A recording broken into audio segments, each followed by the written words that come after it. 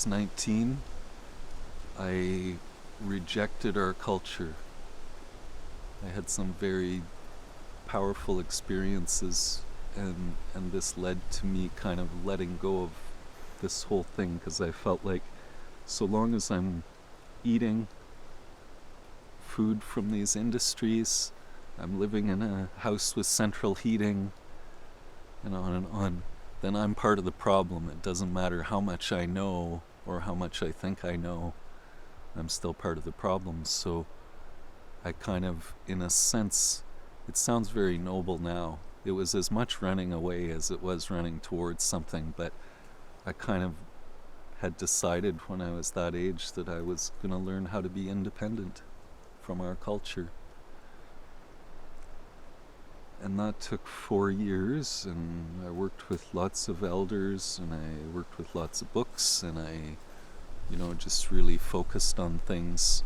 And piece by piece, that survival thing started to come together.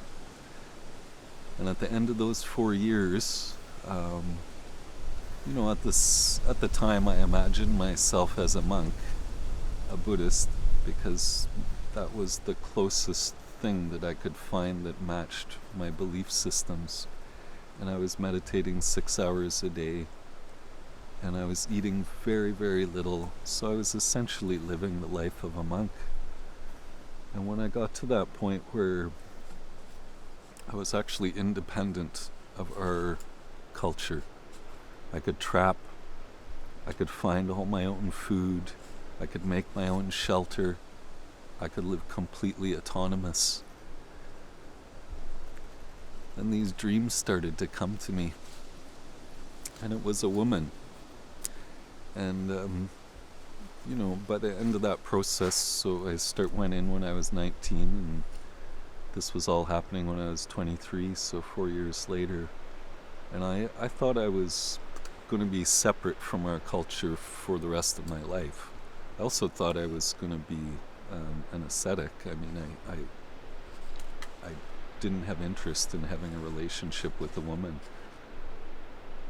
But this woman would come to me at night, and she kind of, in a sense, float above me. And she was calling me out. She needed my help. And it was actually got to the point where it was like a haunting.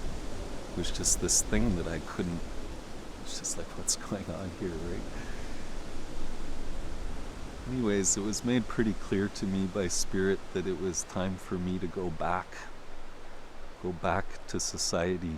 And I guess in those dreams and in the meditations around the dreams, what I really realized is that it wasn't about me at all, and that I could never detach myself from my culture, my society. There was no chance of that.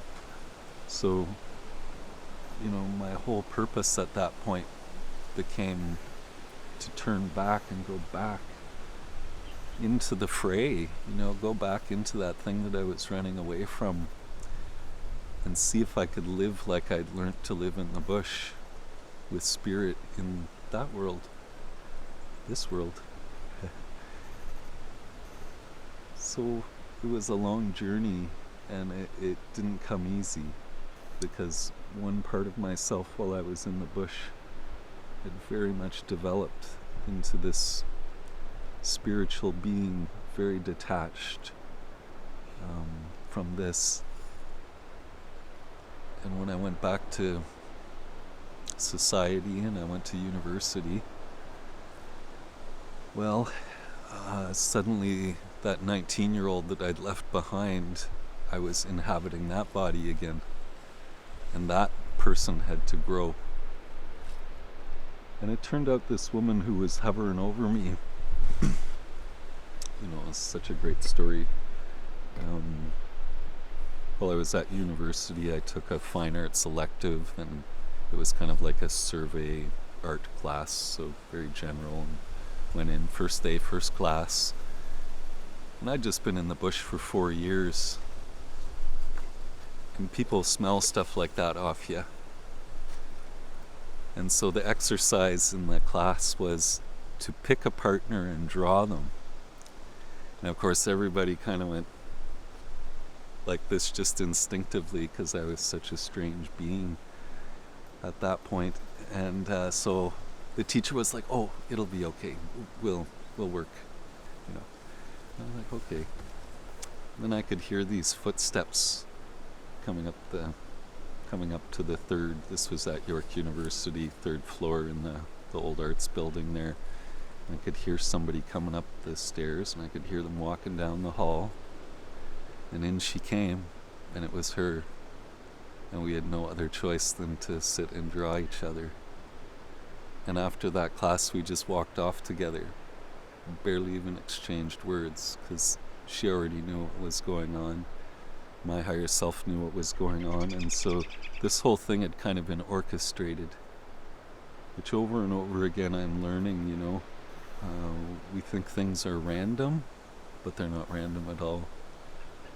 Everything's very much being orchestrated by the ancestors and by the spirits. And you're where you need to be for a reason. Just about always. Something's going on. Even if you think you're in the wrong place, you're thinking the wrong way. It's what's going on there.